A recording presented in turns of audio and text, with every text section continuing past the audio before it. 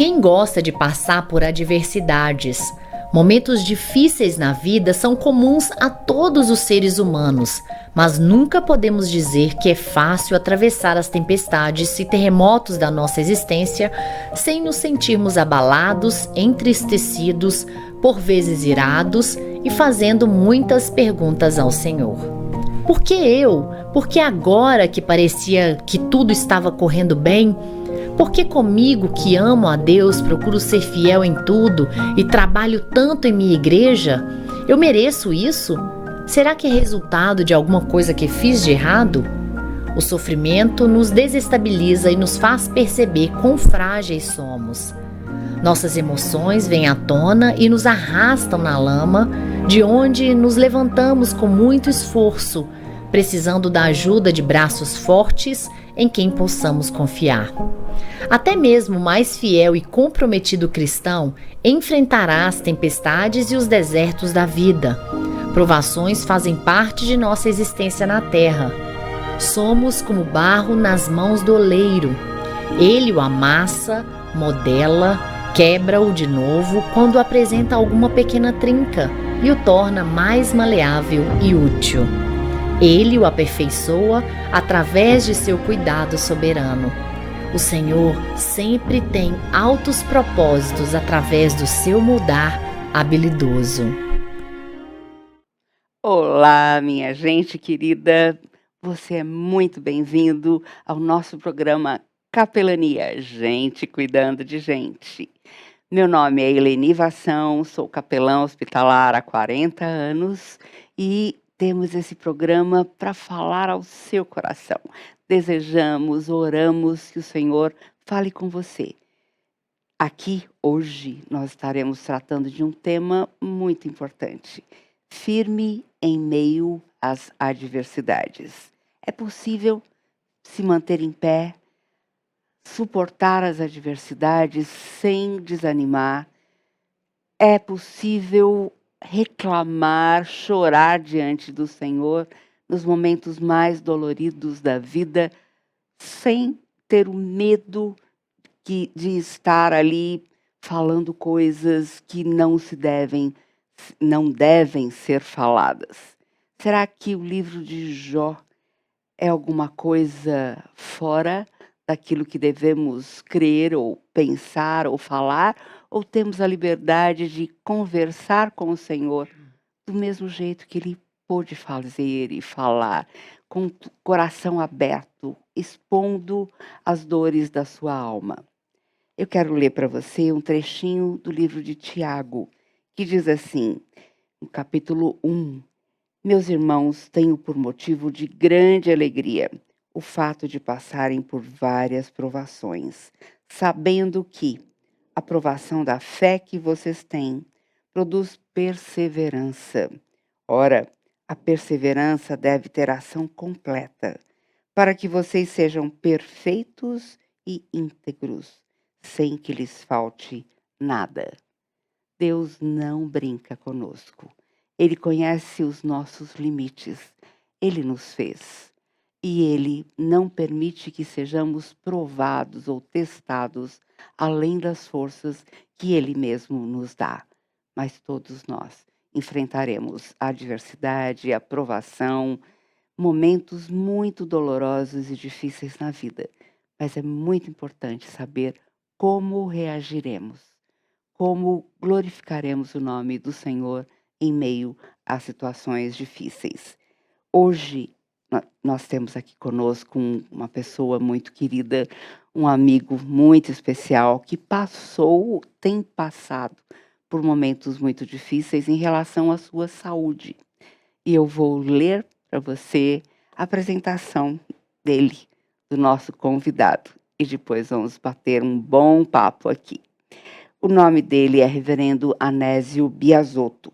Ele é formado pelo Seminário Teológico Unifil, sendo ordenado ao Sagrado Ministério em dezembro de 2014. Tem a validação em Teologia pela Universidade Presbiteriana Mackenzie, pós-graduação em Teologia Sistemática pelo Andrew Jumper.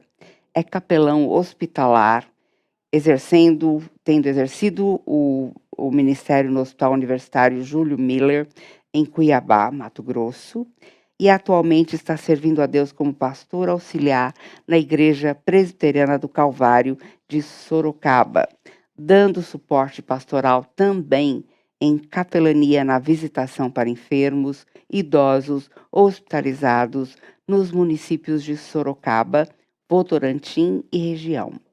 E atua como pastor da congregação do bairro Green Valley, em Votorantim. Oi, como está, meu amigo Anésio? Olá, tudo bem, Eleni? Tudo Um bem? prazer enorme estar com você aqui novamente e mais uma vez poder falar do amor e do cuidado de Deus. Que Eu bom. fico extremamente honrado pelo convite e espero suprir as expectativas nesse momento, batendo um papo, verdadeiramente abrindo o Hum, coração aham, diante de todos que nos acompanham. é verdade. Bom demais tê-lo aqui também e a gente poder conversar sobre um tema tão importante Sim, que sim, você não só prega sobre ele, mas você conhece na sua vida prática. exatamente. Eh, Posso dizer que, inclusive, senti exatamente em minha vida tudo isso que um dia eu anunciava como algo, vamos dizer assim, teórico, embora sabemos que a palavra de Deus ela é verdadeira, ela é eficaz, ela é suficiente. Mas o viver isso tudo é bem diferente. Não que eu diga experiência no sentido da arrogância, não. A experiência por ter vivido mesmo determinados pontos de tudo aquilo que eu pude ver na palavra de Deus e até então agora posso testemunhar um pouquinho nisso na prática. Bom, dolorido, mas muito importante, né, o Senhor Exatamente. trabalhando nesse, aperfeiçoamento do Exatamente. caráter, né, de Sim, Cristo em nós, através dos momentos difíceis, através sim, do exatamente. sofrimento também. Conta um pouquinho sobre a sua família. A última vez que nós nos encontramos foi aqui no encontro da capelania, no Isso, nosso curso de capelania hospitalar da CS, né, isso, que você exatamente. fez. E ainda você sofreu muito naquele treinamento, né? É uma experiência também um pouco desagradável, mas que também conto como algo positivo a ser tirado, né? Bom, como a Eleni já colocou aqui, meu nome é Anésio, sou pastor da Igreja Presbiteriana do Brasil e casado há 35 anos com Valdirene. Tenho duas lindas filhas e agora também dois lindos netinhos. Que delícia! Então eu estou vivendo um tempo totalmente diferente e abençoador. Amém, amém. Renovando até nesse momento que eu posso dizer que passei difícil, porém que Deus mostra o seu cuidado, o seu amor através de outras pessoas, de parentes. Uhum. Graças a Deus por isso. Conta pra gente qual foi o drama que você viveu nesses últimos anos, né? Sim, Porque não foi alguma coisa rápida, passageira, mas foi alguma coisa que se arrastou por alguns anos e ainda está presente. Conta pra gente o que aconteceu. exatamente. Quando estava servindo a Deus na cidade de Cuiabá, em Mato Grosso, eu fui para lá em 2015 e fiquei até 2020. Mas quando foi em 2019, algo diferente estava acontecendo com o meu corpo, com a minha saúde. E após vários exames e tudo mais, no segundo semestre desse ano, foi descoberto um problema de ordem renal. E até então, entre tratamento conservador, exames contínuos e tudo mais, diagnosticou um problema renal crônico, sendo necessário o tratamento por hemodiálise.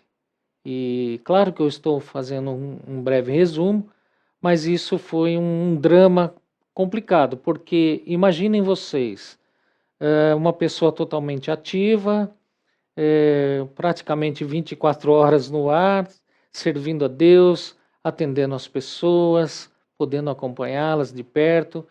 Agora chegou o momento em que eu estava precisando muito de ajuda.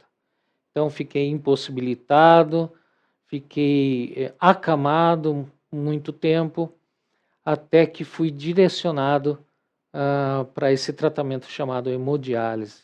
Um tratamento evasivo, um tratamento difícil até de se acostumar. Creio eu que não é agradável para nenhum paciente passar por esse tipo de tratamento, mas a expectativa era grande com relação a um outro tratamento que vem a ser o transplante renal. E aí que começa um novo drama, o drama da espera. E durante todo esse processo que ficou na hemodiálise, eu fiquei por longo 2 anos, ao ponto de eu ser aconselhado pelos médicos de Cuiabá a voltar para o estado de São Paulo, mais precisamente próximo à capital de São Paulo, onde os recursos são melhores, são mais atuais, tecnológicos. E foi justamente isso que nós fizemos como família. Voltamos para o estado de São Paulo e fomos aconselhados a estar consultando no Hospital do Rim com relação a esse propósito do transplante. E entre idas e vindas, a minha esposa até então ela estava disposta a doar um rim para que eu pudesse voltar a ter qualidade de vida. E até o afunilamento nesse período de exames com ela, tudo caminhou bem ao longo de um tempo, de 3 ou 4 meses. Mas ao término desses exames com ela foi visto que ela, de fato, ela não tinha uma saúde adequada ao ponto de poder doar um rim.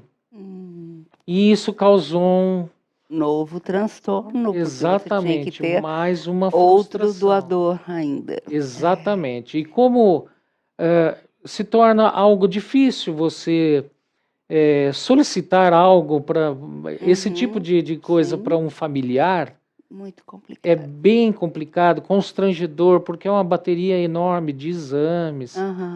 Eu optei por estar numa lista de espera, assim como todos os pacientes estavam. E com isso fui morar próximo a São Paulo, uma cidade chamada Sorocaba.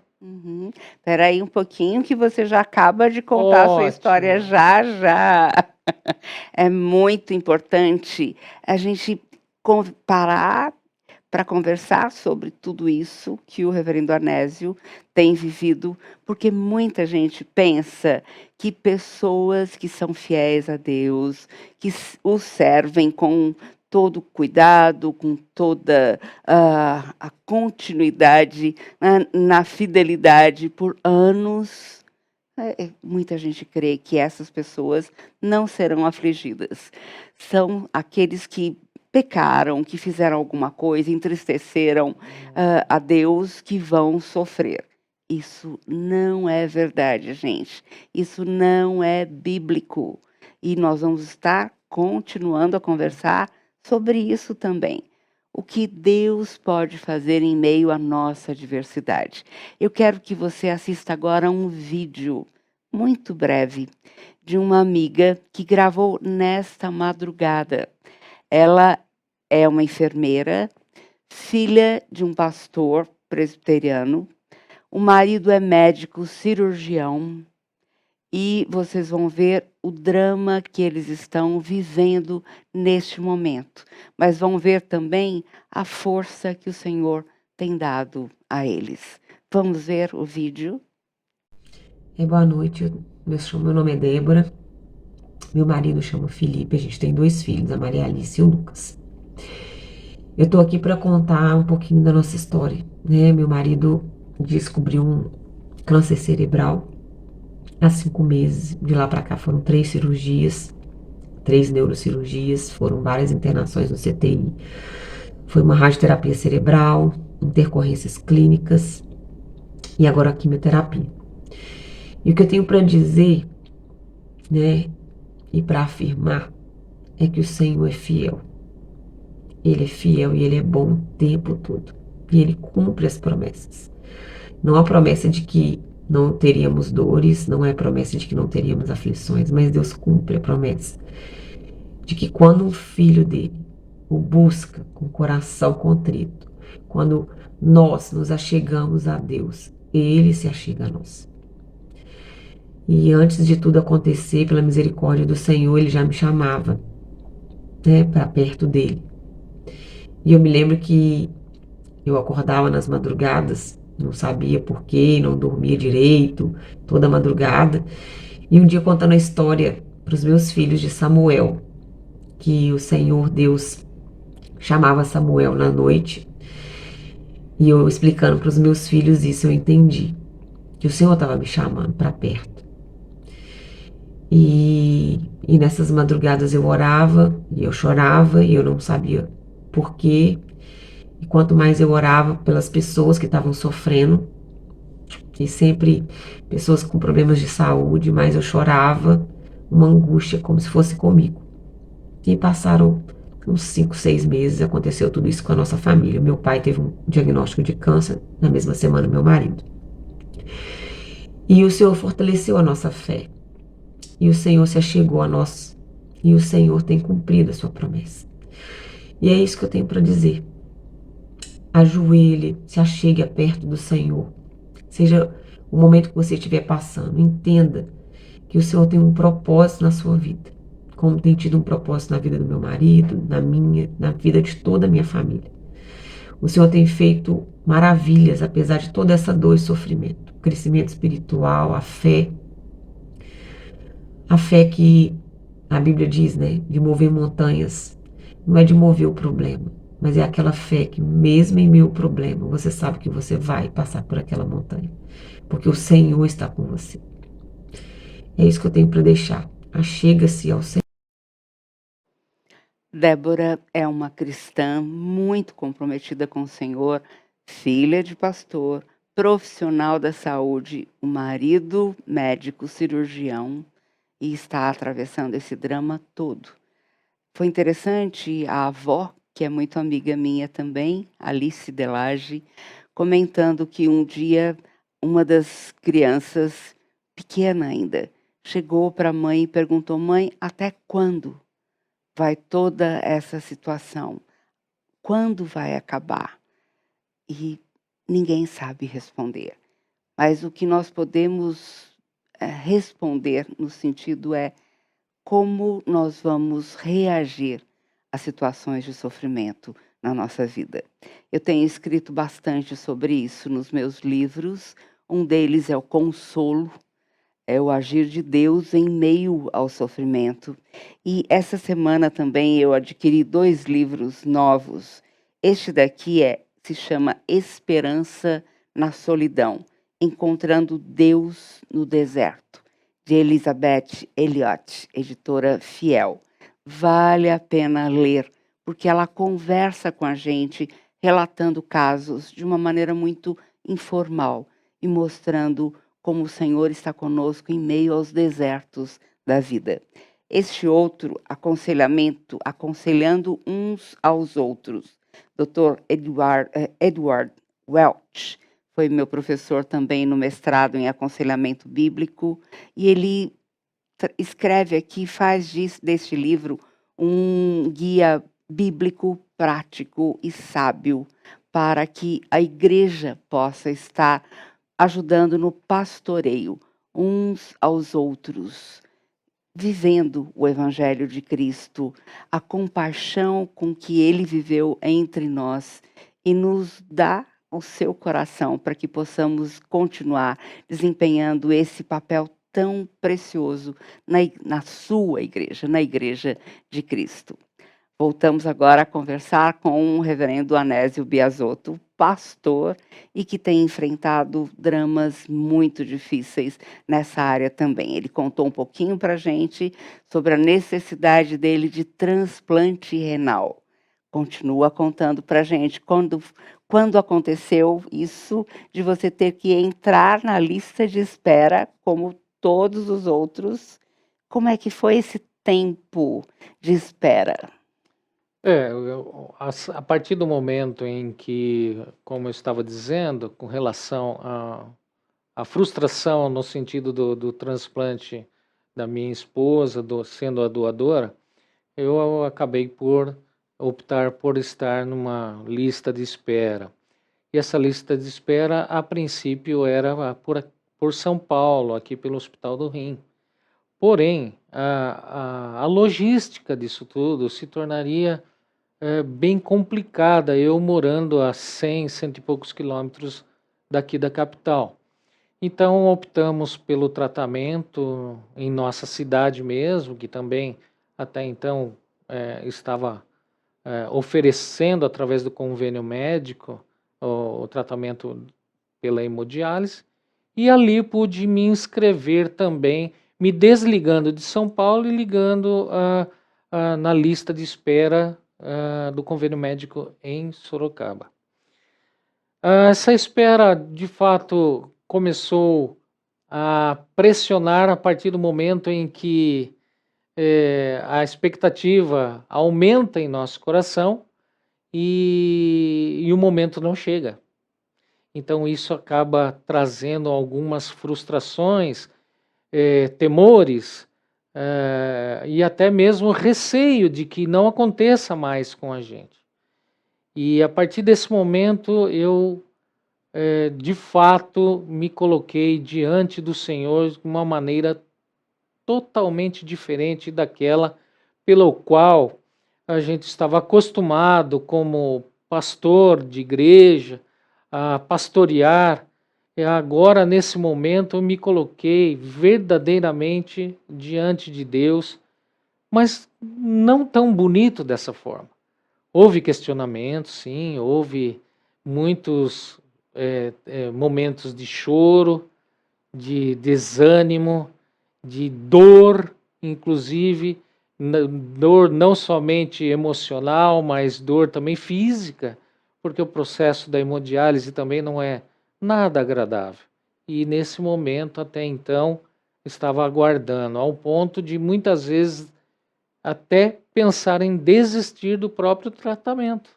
O que significaria a morte em pouco tempo. Exatamente. Não suportaria, segundo a medicina, não suportaria mais do que 30 ou 40 dias. Nossa, muito pouco tempo. É muito rápido, por todo líquido que a gente ingere e também produz, ele não é eliminado por conta da deficiência renal. Então, a máquina da hemodiálise, ela faz esse trabalho.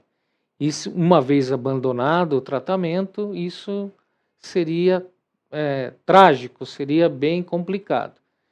E foi quando quase cheguei ao ponto do desespero diante de Deus.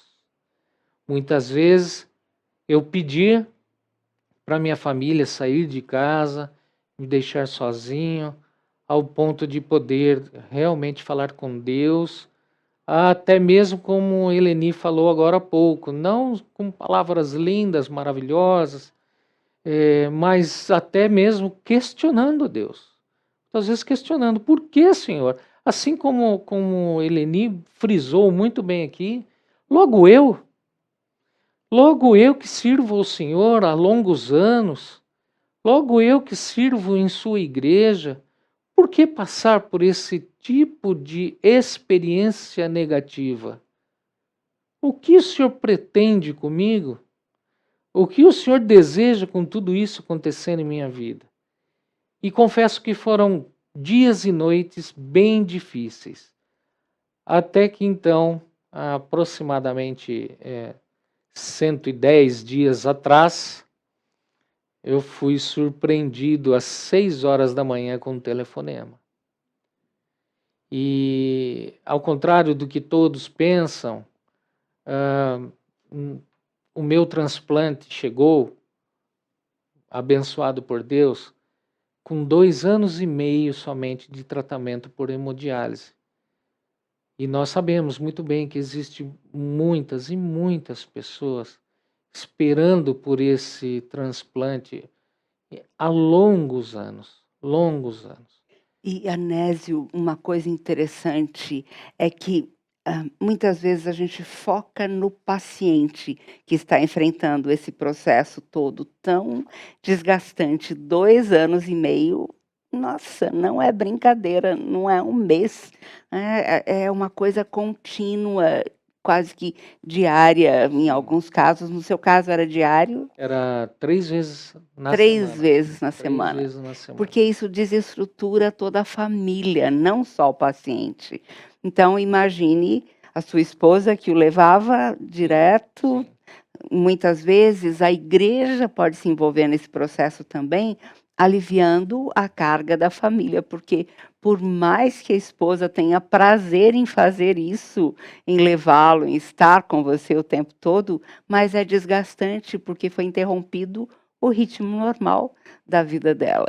Eu experimentei isso nas sessões de radioterapia por causa do meu câncer na coluna. Meu marido foi me levando, mas foi só por 27 dias, mas todos os dias.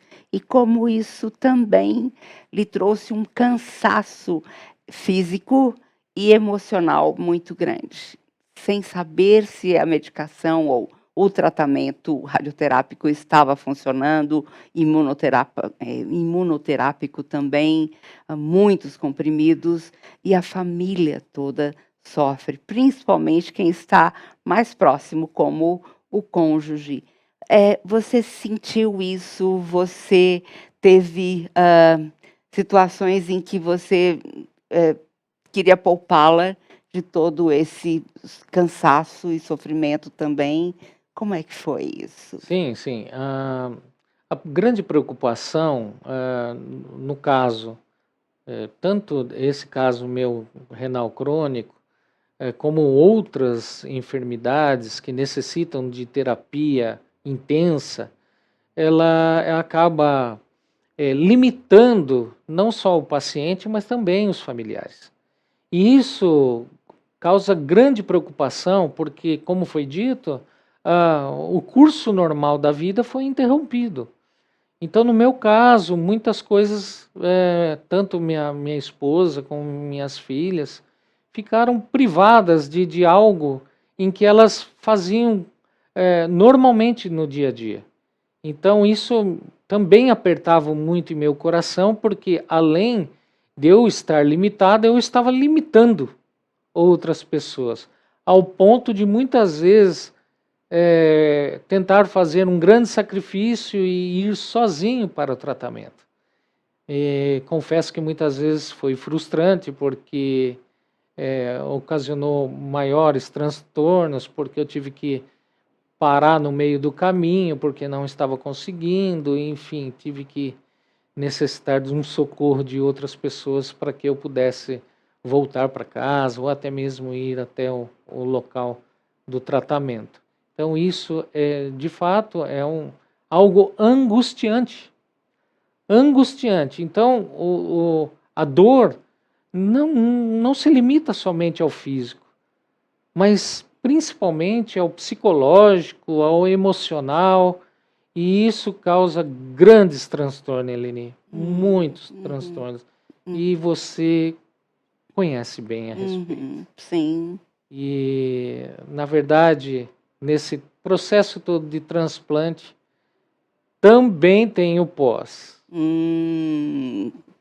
O pós não também... acaba com a cirurgia em si. Não. Uhum. Durante todo esse processo, eu fui chamado numa terça-feira pela manhã e já ao meio-dia, 13 horas, eu já estava no centro cirúrgico e já estava acontecendo a cirurgia. Após isso, o que a medicina nos fala é que normalmente quando um órgão dessa área, o rim, ele é implantado numa pessoa, ele automaticamente começa a funcionar ali na própria mesa cirúrgica. E ali já existe uma função renal. O meu caso foi totalmente diferente, atípico, né? Eu fiquei internado por 12 dias e depois recebi alta, fui para casa e no 17º dia somente o rim se manifestou e começou a sua Coisa, função. só depois de 17 dias. Depois de 17 Que dias, ao complicado. ponto, minha Ah. irmã, de eu estar já angustiado e questionando a Deus novamente, no sentido, será, Senhor, que todo esse processo foi em vão?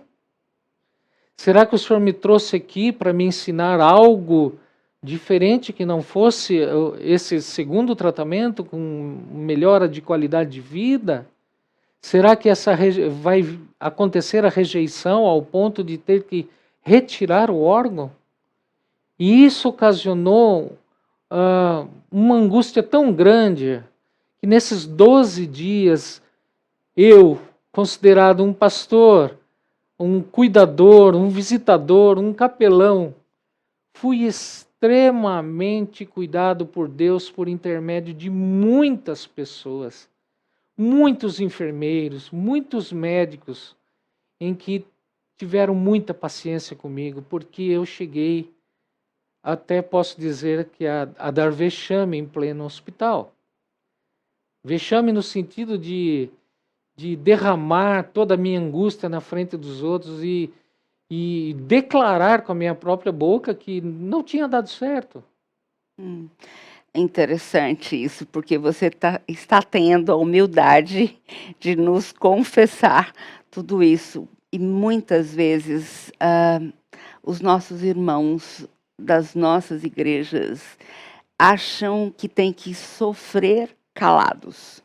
Não tem o direito de expor as suas dores, os seus conflitos, porque senão serão considerados fora do padrão de espiritualidade esperado por eles. E muitas vezes nós fazemos visitas também e falamos bobagem. Eu me lembro que quando eu fiz uma vez uma cirurgia para retirada de um mioma uterino, alguém da igreja, muito simples, muito querida, ela chegou para mim e falou assim, é assim mesmo, minha irmã, a gente vai envelhecendo e vai tirando tudo, começa por aí. Falei, gente, se eu não estivesse acostumada com algumas coisas, eu teria morrido de raiva. Mas como nós precisamos equipar as nossas igrejas para saber o que falar, ou quando não falar nada e ficar em silêncio, orando em silêncio, ou segurando a mão daquela pessoa, ou trazendo alguma coisa que a família esteja precisando. E por isso nós fizemos um curso breve de visitação domiciliar a pessoas enfermas, que é dado na sua igreja em qualquer parte do país em um sábado. Meu filho, Denis, está dirigindo esse curso. Nós temos uma apostila muito bem elaborada e o nosso papel, através desse curso, é equipar a igreja para o cuidado de pessoas enfermas e também de famílias enlutadas.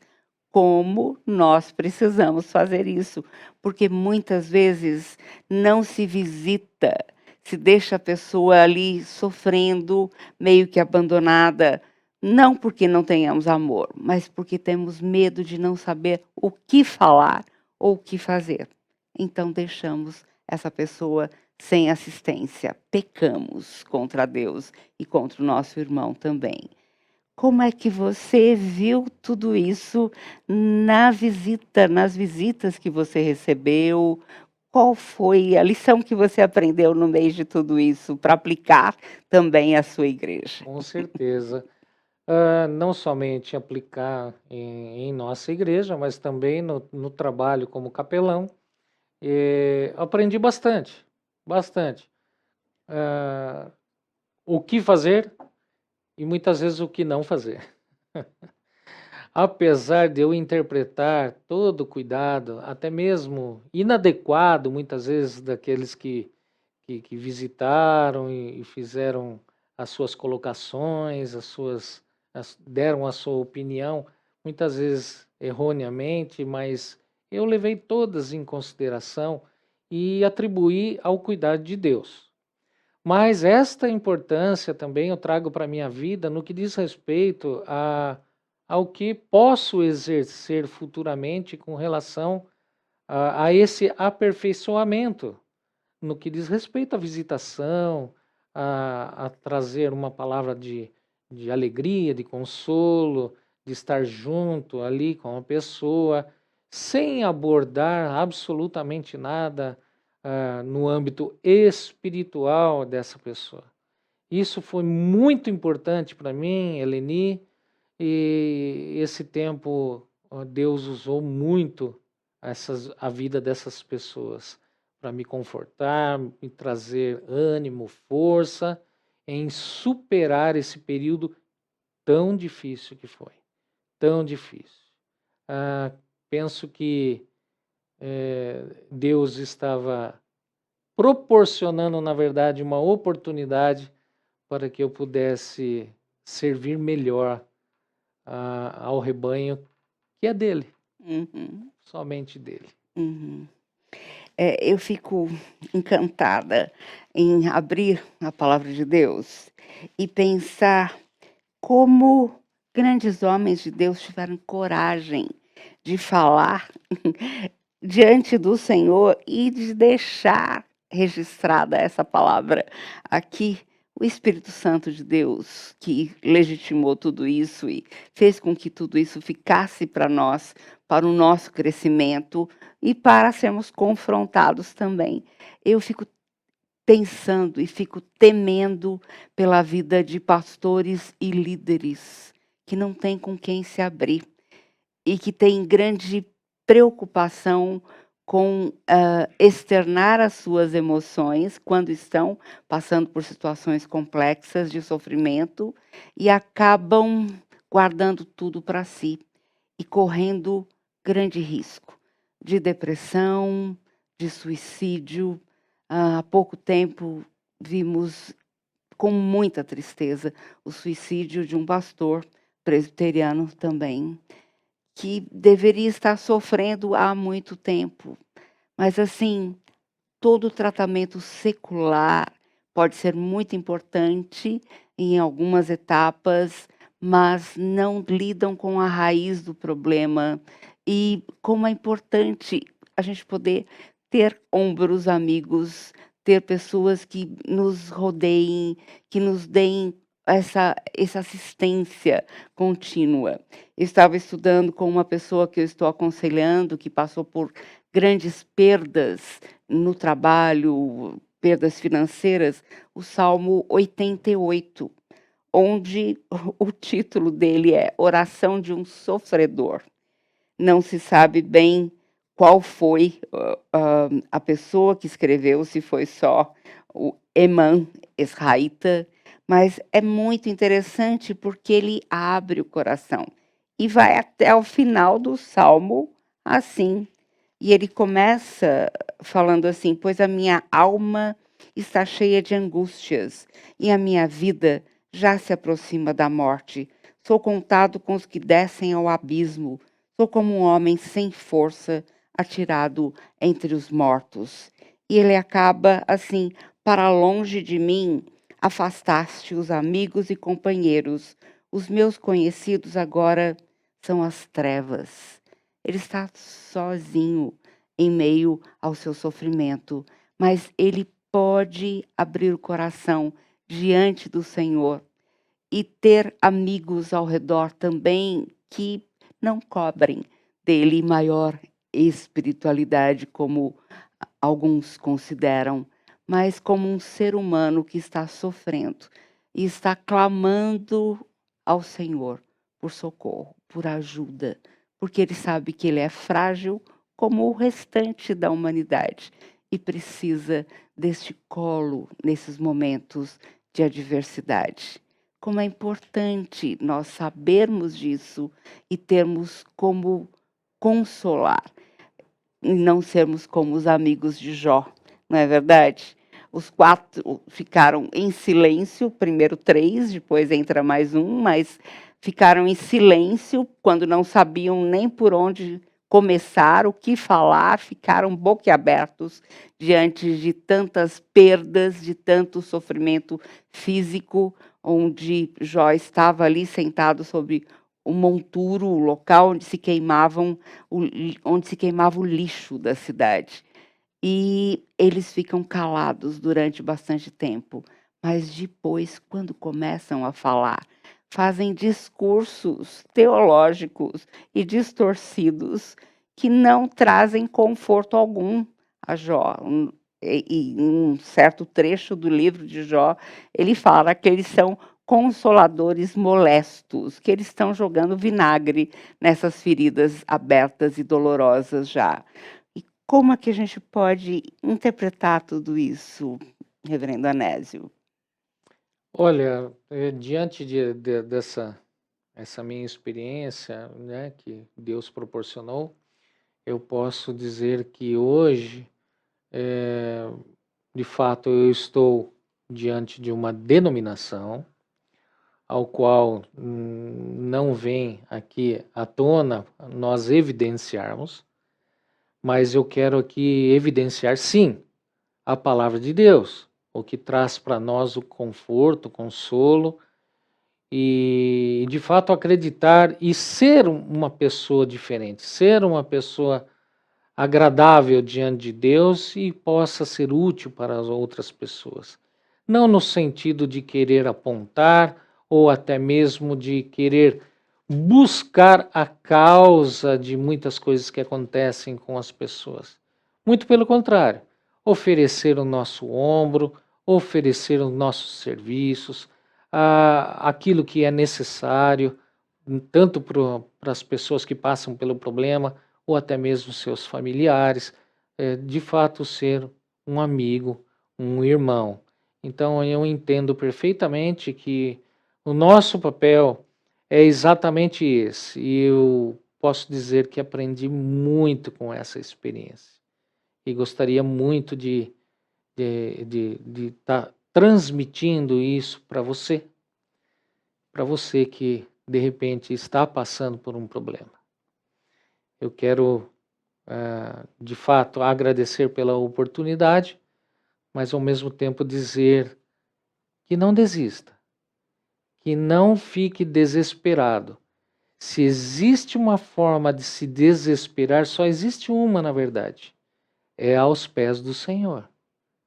Aos pés do Senhor, como o próprio salmista no Salmo de número 91 acaba finalizando a sua composição dizendo que, escutando na verdade de Deus, dizendo que Deus olhou para aquele homem, se agradou do seu coração que o ama e que vai e que fez e que colocou diante dele o livramento no sentido da angústia e não propriamente a respeito de dores, de aflições, de enfermidades, absolutamente, mas trouxe paz, especialmente ao coração daquele salmista. E essa foi uma base muito importante para mim dentro desse Salmo 91. E eu creio até que a nossa irmã Eleni poderia fazer essa leitura para nós dos versos 14 14, 15, 14 a 16, por gentileza. Pois não. Diz assim, Deus diz, porque a mim se apegou com amor, eu o livrarei. Eu o protegerei, porque conhece o meu nome. Ele me invocará e eu lhe responderei. Na sua angústia eu estarei com ele. Eu o livrarei e o glorificarei. Vou saciá-lo com longevidade e lhe mostrarei a minha salvação. Que Amém. texto lindo, tremendo, Maravilhoso. tremendo. Maravilhoso. Um texto que demonstra a resposta de Deus a uma pessoa aflita. E eis o aflito que vos fala aqui nesse dia, nesse momento maravilhoso. Como Eleni disse, eu não tenho o porquê não rasgar o meu coração diante de Deus, diante de todos vocês, no que diz respeito ao processo como um todo. Não é vergonhoso para ninguém ter alguns questionamentos diante de Deus. Mas eu posso dizer e testemunhar do amor de Deus aqui, que Ele sempre está conosco. Seja qual for a decisão dele, Ele sempre está conosco. Portanto, não desista. Não deixe, não acredite em palavras em que dizem que Deus não virou as costas. Isso não é verdade. Isso não é verdade. O Senhor trabalha de forma pedagógica em nossas vidas, mas no tempo dele e não no nosso. É isso que eu gostaria de enfatizar aqui. Uhum. E concluir, é claro, com um texto que ficou em minha mente todo o tempo em que eu fiquei nessa interrogação. Será que funcionou? Será que não funcionou? Quando Paulo, falando à igreja de Corinto, em sua segunda carta, no capítulo 12, versículo de número 10, embora o contexto dessa história não é exatamente sobre isso que eu vou falar, mas olha ao ponto que eu cheguei para entender o porquê da declaração de Paulo, do apóstolo Paulo. Agora eu sei, e agora eu glorifico e me alegro na fraqueza, na angústia, nos insultos, em todos os aspectos negativos.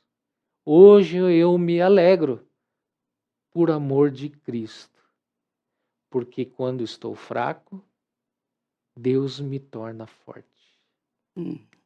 Que trecho preciosíssimo. E nesse texto de 2 Coríntios 12, eu creio que Paulo deve ter clamado ao Senhor nos momentos de maior fragilidade, quando ele não aguentava mais. Exatamente. No começo do livro de Coríntios, de 2 Coríntios, ele fala que ele passou por provações, por tribulação, que foi acima das suas forças, a ponto de perder a esperança até da própria vida. Exato. De fato, tivemos em nós mesmos a sentença de morte para que não confiássemos em nós mesmos, e sim no Deus que ressuscita os mortos. Então, assim, no momento de maior provação, de maior sofrimento, ele pôde clamar ao Senhor. E ele fala aqui 3 vezes, por um espinho na carne, mensageiro de Satanás, para me esbofetear, a fim de que eu não me exalte. E o Senhor, eu 3 vezes pedi ao Senhor que o afastasse de mim. Então ele me disse: a minha graça é o que basta para você, porque o poder se aperfeiçoa na fraqueza. De boa vontade, pois, mais me gloriarei nas fraquezas, para que sobre mim repouse o poder de Cristo. Por isso, sinto prazer nas fraquezas, que difícil, né? Nos insultos, nas privações, nas perseguições, nas angústias, por amor de Cristo, porque quando sou fraco, então é que sou forte. Amém. Quando eu admito que eu sou frágil, que eu não posso, que eu não tenho forças para continuar, o Senhor é a minha força, é a minha esperança, e eu dependo dele para cada detalhe. Eu não conto com um Deus distante e de uma maneira formal, mas eu abro o coração, eu rasgo o verbo diante dele e clamo a ele nos momentos mais difíceis. Anésio, eu queria que você contasse um pouquinho para a gente também sobre a experiência da capelania hospitalar na sua vida, porque você foi treinado pela Associação de Capelania na Saúde, ACS. Você também pode receber esse treinamento. Temos um curso online. Você pode entrar lá no nosso site capelanianasaude.org.br e fazer o nosso curso. São aulas muito rápidas, 10 minutos, são 143 aulas e você pode fazer de qualquer parte do mundo. E depois, se você quiser o treinamento prático, individual, supervisionado nos hospitais, nossos capelães estarão treinando você, como o reverendo Anésio foi treinado também, mas você pode fazer. E neste ano nós teremos também, se Deus quiser, 2 cursos presenciais aqui na Igreja Presbiteriana de Pinheiros. Curso nível 1, que é esse curso que está em EAD também, e o curso nível 2, onde nós nos aprofundamos em aconselhamento bíblico avançado, como lidar com pacientes psiquiátricos, com cuidados paliativos, com casos muito complexos em UTIs, e temos muitos profissionais da saúde cristãos que estarão dando toda essa preciosidade para a gente aqui. Então, você pode estar de olho no nosso site para saber as datas dos cursos que ainda estão para ser confirmados por causa da reserva do local aqui, e fazer esse curso, fazer já, desde já, o curso online. Conta para gente como foi a sua experiência no treinamento em capelania hospitalar também, por favor. Dentro desses anos em que eu tive o privilégio de estar com vocês em treinamento, eu pude vivenciar algo extraordinário de Deus no que diz respeito ao cuidado ao próximo. Por 2 ou 3 anos eu tive em cursos específicos, né, aqui com a Eleni, com o grupo, né, de treinamento, e eu pude colocar em prática isso em todos os lugares onde eu tive a oportunidade de servir a Deus. Mais recentemente e com uma responsabilidade maior, eu tive em Cuiabá, no Hospital Universitário Júlio Miller, onde por um período de 2 anos aproximadamente eu fui nomeado como capelão líder daquele local e pude também oferecer um pouco daquilo que eu tinha aprendido para todos aqueles visitadores, né? Aquelas pessoas que estavam dispostas a servir a Deus no que diz respeito a essa capelania. Maravilhoso o curso, agora espero retornar agora em próximos cursos, aperfeiçoar e poder servir cada vez mais o Senhor. Atualmente, eu estou retornando agora, né? Já fazem apenas 15 ou 20 dias que eu retornei para a minha atividade normal e já estou desfrutando, inclusive, desse cuidado, desse trabalho na capelania, né? Então, fazendo ainda algumas visitações domiciliares, enfim, hospitalares, e poder oferecer um pouco. Agora, mais ainda, com a experiência que tive do outro lado, né? Até então, a minha experiência estava daquele que ficava em pé ao lado de um leito, mas eu também estive do outro lado agora, na horizontal, estava recebendo a visita de pessoas. Então aprendi muito com isso, espero poder servir com maior qualidade, não somente na igreja local, mas também a minha grande amiga Eleni aqui também, que sabe que pode contar comigo também para todo e qualquer serviço nessa área. Então, eu aconselho você que tem o desejo no coração de poder servir a Deus e as pessoas, que não perca tempo, que procure, que faça a sua inscrição, que participem desses cursos que estão sendo oferecidos, que vale muito a pena. Você que é um líder de igreja, capacite-se e leve essa ideia para a sua região, para a sua igreja, e para que possa ser expandido esse cuidado a todos que ali congregam ou até mesmo de uma forma voluntária nos hospitais em sua cidade. Faça isso. Procure e se inscreva o mais rápido possível. Muito bom, valeu pela propaganda. Você sabe que ele teve experiência dos dois lados e como tem sido importante tudo isso. A gente chega para o paciente sem saltos altos, né? Não falamos de cima para baixo, no sentido de arrogância, de prepotência, de acharmos que somos melhores, sabemos mais, mas nós chegamos de igual para igual, falando: nós somos pecadores, nós somos frágeis, nós precisamos de Deus. E a gente pode, em algumas situações, até compartilhar brevemente aquilo que nós enfrentamos também, porque isso faz com que o paciente se identifique com a gente.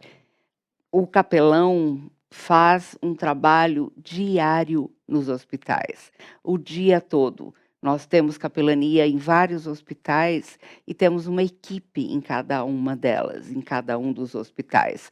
Então, o capelão é aquele que dirige o trabalho, que orienta os visitadores, que também passaram pelo curso, pelo treinamento individual supervisionado, continuam uma educação continuada, porque nós enfatizamos muito isso, e o aconselhamento bíblico é parte vital deste treinamento, porque nós queremos mostrar que a palavra de Deus tem respostas para as questões mais difíceis da existência humana.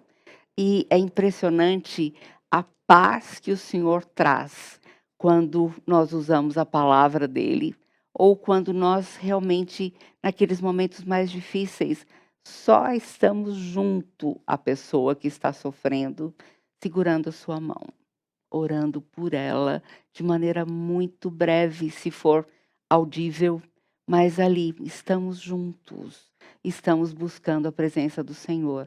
E é naquele momento onde a pessoa não tem nem forças para pedir, para clamar, ela está tão fragilizada e nós podemos estar ao seu lado. Paráclito, né? O Senhor ali presente através de nós, através das nossas vidas. Que privilégio! E saber que, como o reverendo Anésio também, ele esteve ao lado de tanta gente sofrendo e ele também teve tanta gente preciosa ao seu lado quando ele passou por sofrimento tão prolongado, tão difícil. Quero ler para vocês também uma breve palavra aqui no Salmo 119. Diz assim: grande paz têm os que amam a tua lei. Para eles não há nada que os faça tropeçar. É impressionante quando a pessoa, seguindo a palavra, pode falar: foi-me bom ter passado pela aflição, para que aprendesse os seus estatutos.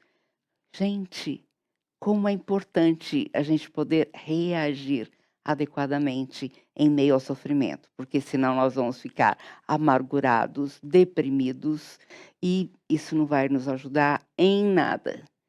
E ele começa assim, ele termina o texto do Salmo 119, assim: que eu possa viver para te louvar e que os teus juízos me ajudem. Ando errante como ovelha perdida, procura o teu servo, pois não me esqueço dos teus mandamentos. Nós somos tão pequenos e tão frágeis muitas vezes que nós não temos nem forças para buscar ao Senhor, mas nós nos colocamos diante dele e o Espírito traduz os nossos pedidos, as nossas necessidades, através de gemidos inexprimíveis.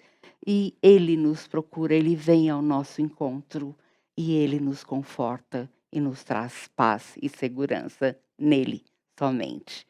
Reverendo Onésio, muito obrigada pela sua palavra. Imagina, Deus eu que continue agradeço. abençoando e fortalecendo muito e que você continue a ser bênção para muitas vidas, para a Amém. glória do Senhor. Amém. Eu que agradeço a oportunidade de poder compartilhar e testemunhar do amor de Deus a todos que esse canal possa alcançar. E espero em Deus que muitos outros trabalhos possam vir para a glória do Senhor. Eu que agradeço de todo o coração. E gostaria aqui, Helene, de colocar aqui também, estender um pouco o agradecimento. Acima de tudo, Deus, sem dúvida nenhuma. Mas eu gostaria muito de agradecer a minha família, que teve muita paciência, e as igrejas pelo qual me apoiaram, oraram intensamente por esse momento tão especial em minha vida. Agradeço tanto a igreja de Cuiabá como a igreja de Sorocaba, que me acolheram em tempos difíceis. O meu muito obrigado e que Deus abençoe a todos. Muito obrigada, gente. E eu peço que você passe este programa para muita gente que tem enfrentado sofrimento também, para que eles sejam confortados. Deus abençoe você e até a próxima.